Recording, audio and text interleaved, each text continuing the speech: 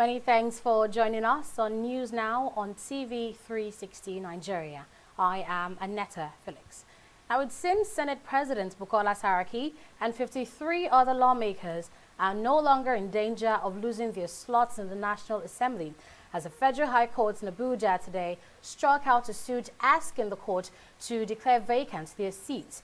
The Legal Defense and Assistance Project had filed the suit before the court, arguing that the lawmakers broke the law by defecting from the political parties which sponsored their elections. Delivering judgment on Friday, Justice Okun Abang dismissed the suit on grounds that the plaintiff lacks the local standing and that's a legal right to institute the suit.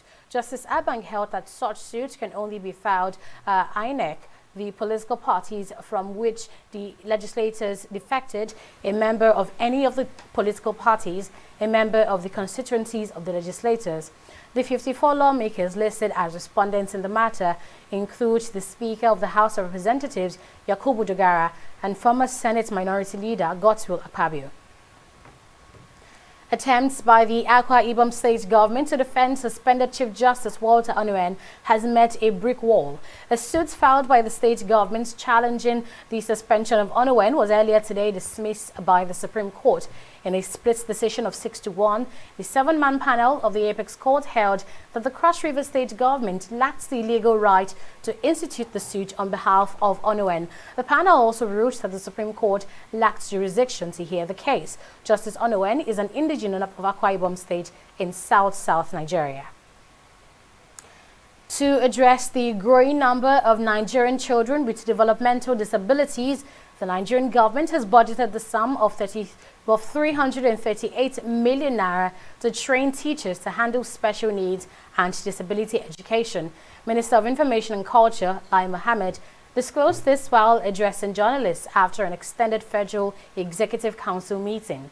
The council also approved the construction of a School of Engineering and Agricultural Technology for the Federal University of Technology in Akure.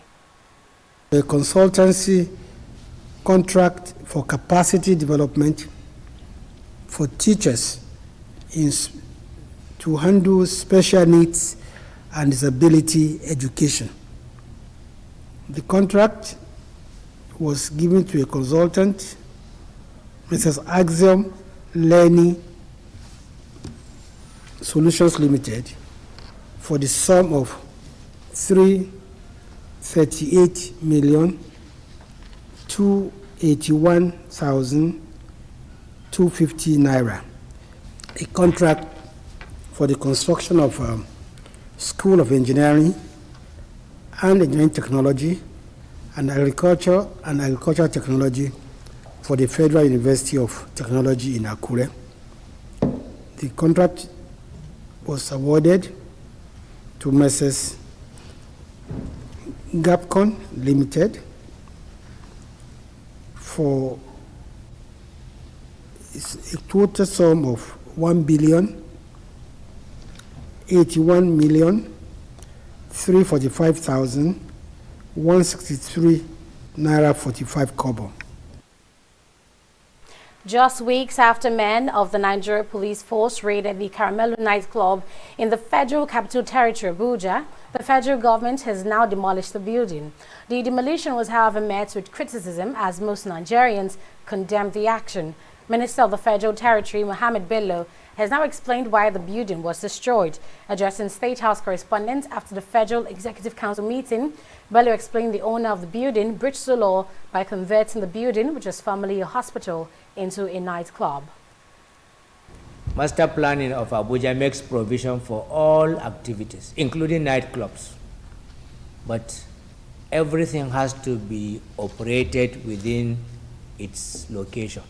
For instance, the master plan does not allow a person to convert a building meant for a clinic into a nightclub, because normally you do not put nightclubs in residential areas. And for you to put a nightclub in a residential area, it has to be approved by the planning authorities, and they will give you a design that ensures that while you operate in the nightclub, it is built in such a way that the acoustics there will allow all the sound you do in the nightclub to be just within the confines of the nightclub.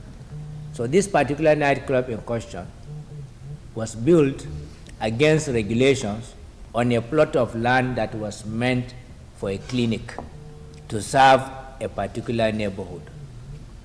Unfortunately, over the years, there were weaknesses within the system, which this administration for the last 4 years had tried and is trying to go back to Abuja master plan. So that, because in every neighborhood, everybody has a right to peaceful living. And in that particular neighborhood of the nightclub, it took a long time before the final decision to demolish. And the whole process started with the entire neighbors who brought to our attention this flagrant abuse. And the relevant agencies have tried severally to prevent this abuse through the normal due process. When you see an agency of government demolishing, that is normally the last and final resort.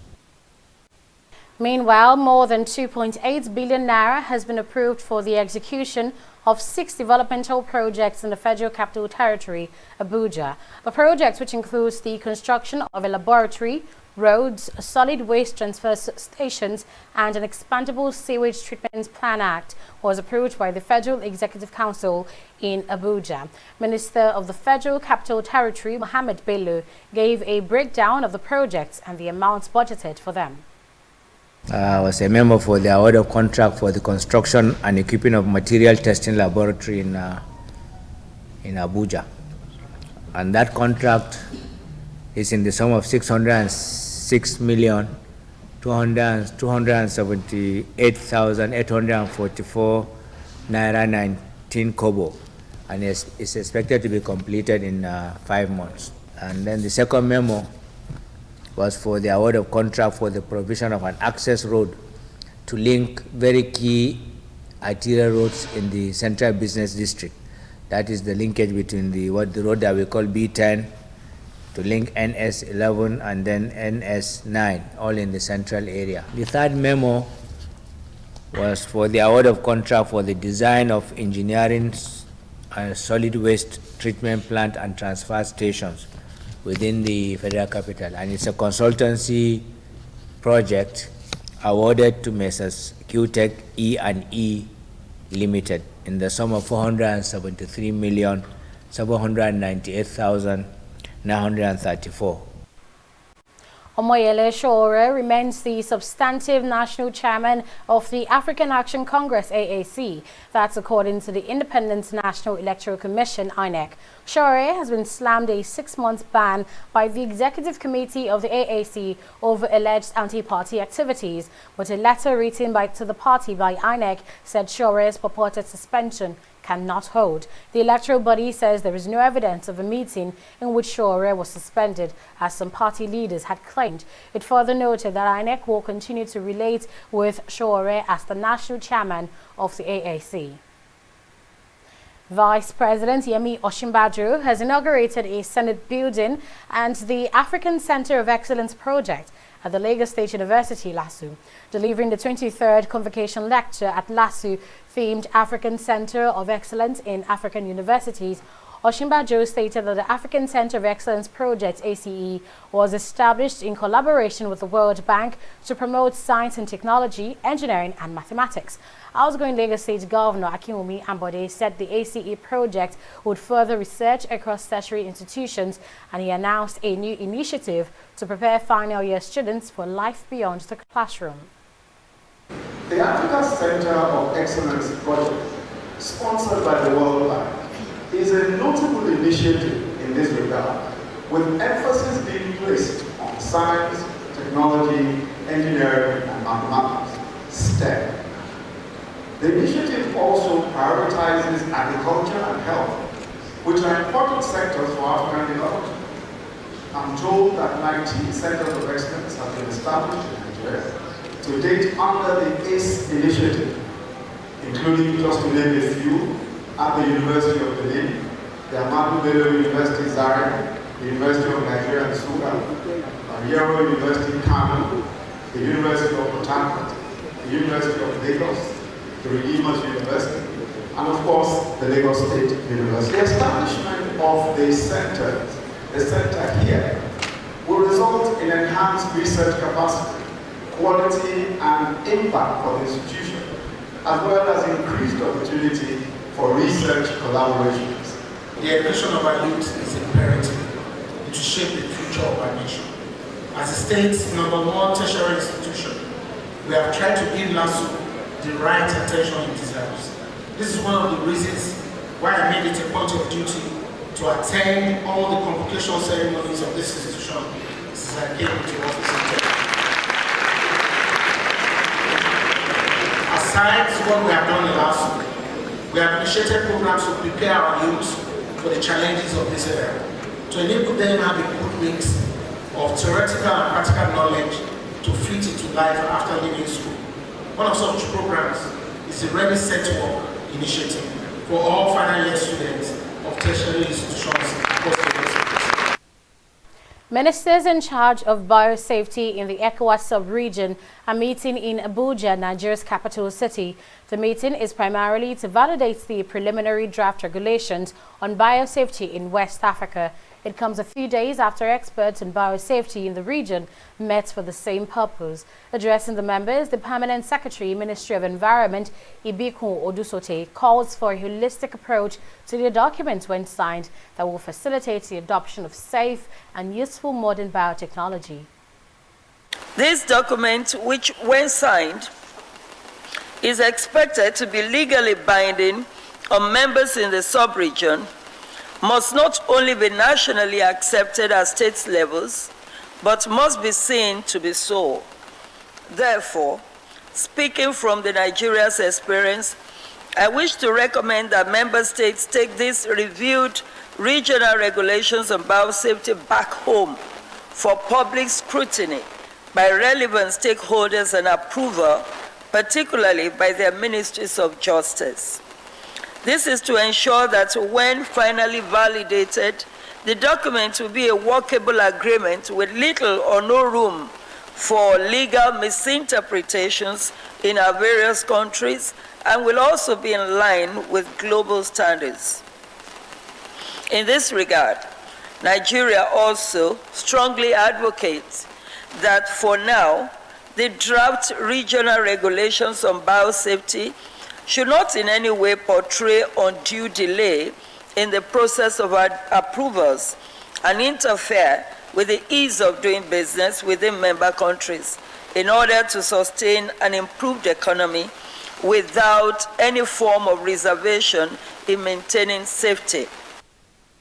You're still watching News Now on TV360 Nigeria. We'll be right back after this break.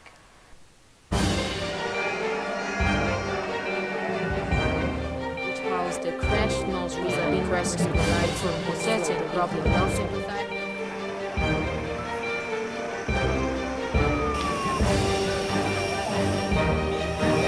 If I walk normal like this, where voters have that the election has been postponed and Nigerians have reacted. local area of Lagos as early as 7 a.m. Some minutes past the incident has been managed and also to this morning.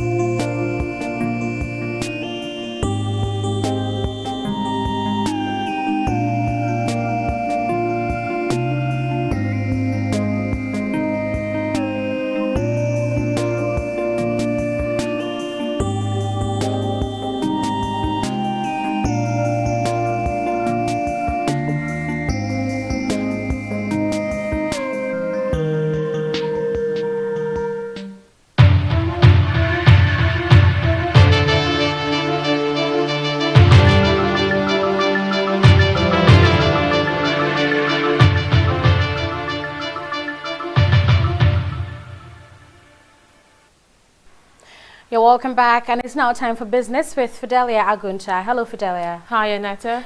So please give us more highlights on the recently held Federal Executive Council meeting. Well, the Minister of Aviation, Hadi Sirika, had sent memos to the Federal Executive Council for the development of infrastructure in Nigeria. Speaking at the Federal Executive Council meeting on Wednesday in Abuja, Sirika listed the project approved by the Council and gave a breakdown of the budget for each of them. Transportation submitted 4 memoranda and they are all approved. Number 1 was the rehabilitation of infrastructure and reconstruction and renovation of the buildings and structures of Railway Village in Agbo. And it's given to Mrs. Julius Berger the sum of 1,816,597,408 naira and 25 kobo. Completion period of 4 months. And the second memoranda is procurement of security and safety deficiencies stroke incidences laboratory for Nigeria Civil Aviation Authority, NCAA, awarded to Mrs. Arabi Bello and Associates in joint venture with Zycom Surveillance. The total contract sum is 743,088,000 naira even, including all taxes, and completion period is 12 months. And the third memorandum from transportation is procurement of pavement marking machines. This is a visual aids for pilots for safe operations around our airports, and its total amount of 391,825,000 naira even, including all of the taxes therein. And the company that won it is Bilson Nigeria Limited, and it's for 12 weeks. And then the last memorandum is on the total radar coverage TRACON system reconditioning. This contract went to the original equipment manufacturer Thales, and is 1 million euros, 187,960, equivalent to 414 million naira, 543,760 and 23 kobo.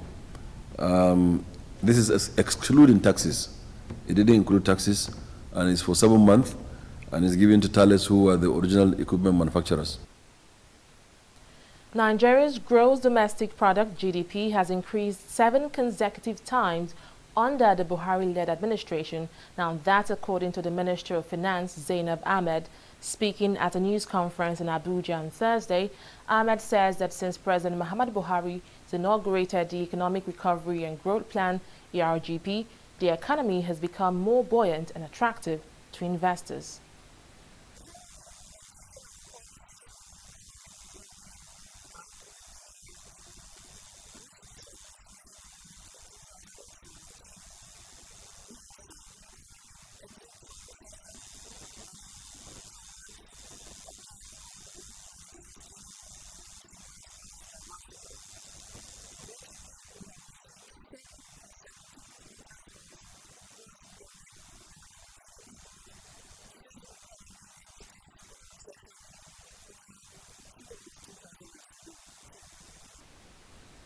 There will no longer be a hiding place for drivers who hit the road without a valid license in Lagos State.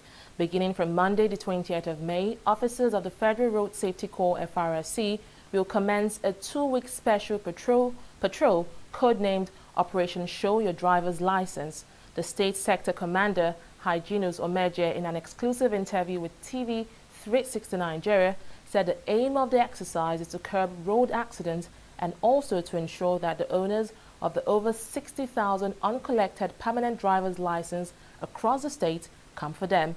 Omeje pleaded with all Lagosians to cooperate with the FRSC, adding that the exercise is for the ultimate good of residents. People drive with expired permanent temporary license. Some drive without license at all. These licenses have been processed and they are waiting to be collected. So we now felt that there's need to put an end to this ugly trend. So we came up with this strategy. Number one, it will help us enthrone the culture that anytime you are driving, you must have your driver's license. And number two, it will also help us to decongest those licenses at the licensing offices. These 2 weeks is going to be intensive, and I want to advise all Lagosians, and for anyone that may be driving into Lagos, please carry your driver's license with you. That's the only legal requirement, the only legal document that permits you to be behind the wheel on Nigerian road. Well, up next is a review of the stock market after this.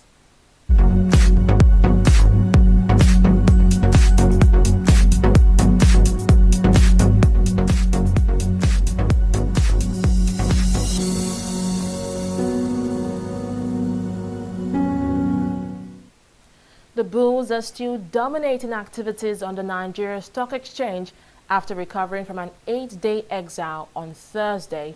True to investors' forecast, the listing of shares by MTN Nigeria ended the gain drought as the market value has risen by over 2 trillion naira in the past 2 days. It is closing the week at 12.716 trillion. Now, indeed, MTN is performing miracles. Less than 48 hours after listing on the NSE, this telecommunications company is the biggest gainer on the market today, appreciating by almost 10 naira. A share of MTN Nigeria now trades at 108 naira, and it's actually listed on the market at 99 naira. Now, that's a massive improvement. Meanwhile, the cloud of uncertainty in the global oil market actually has negatively influenced investors' confidence, as the biggest losers today are equities from the oil and gas sector, and that's Mobil and Forte Oil. Well, to the top traders chart now, Transnational Corporation is the toast of investors today, trading more than 58 million shares. It is closely followed by MTN Nigeria, which is the second biggest trader today. Well, let's now move to the foreign scene. We can see that another deadlock in the Brexit deal has pushed the FTSE lower by 4 points to close at 0.066%. The Dow is, however, rising by 26 points, and so is the Nikkei, overturning losses seen on Thursday to close at 0.89%. Well, that is from the world of business. It's back to Annetta Felix.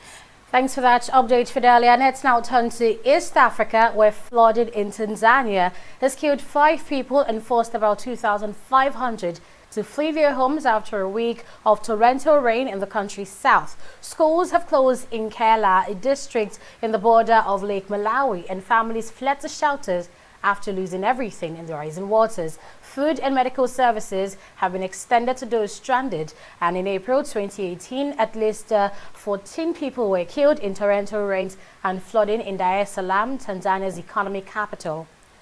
Talking sports, Lagos State Governor Akinwumi Ambode says he's committed to building bridges through sports. Ambode gave the assurance while welcoming former African football stars to the state earlier today. The invited players are in Lagos to take part in a testimonial march to honor the governor at the Agege Stadium on Saturday. Ambode says that the occasion will be an added opportunity to promote excellence in Lagos. I especially welcome all the African superstars. And you know what, we've always used sports to build bridges. So, and it's this sense of brotherhood. Anytime that you switch on your TV and there's an African playing on any lineup. So, be it Liverpool, be it Tottenham, when the Africans there, so, you know, that feeling is always there. And that brotherhood is something that we can use to actually grow the economies of Africa. I believed strongly that I had this dream when I came in 4 years ago, that I could use sports, and then I could use tourism, I could use entertainment and arts, with some sense of hospitality to promote excellence. So I had something that was called Project This: tourism, hospitality, entertainment and arts, sports for excellence. So my dream was to catalyze everything around sports and use it to build tourism and also grow the GDP of Lagos. So that was the dream. So I tried as much as possible to promote as many sporting activities as possible so that I can create a platform for tourism. People will travel, just like you have come now. hotel bills will go up, which is the idea that at the end of the day, they'll pay taxes and then we use it to do the infrastructure that we're doing. So that was just the dream around it. Yes, 4 years, it can never be enough. Somebody else has to do it and then improve on it. And we're grateful to God that, we're crowning it with this kind of celebration that we're having tomorrow. And the dream will never die. That's it from here on News Now on TV360 Nigeria. Many thanks for watching and bye for now.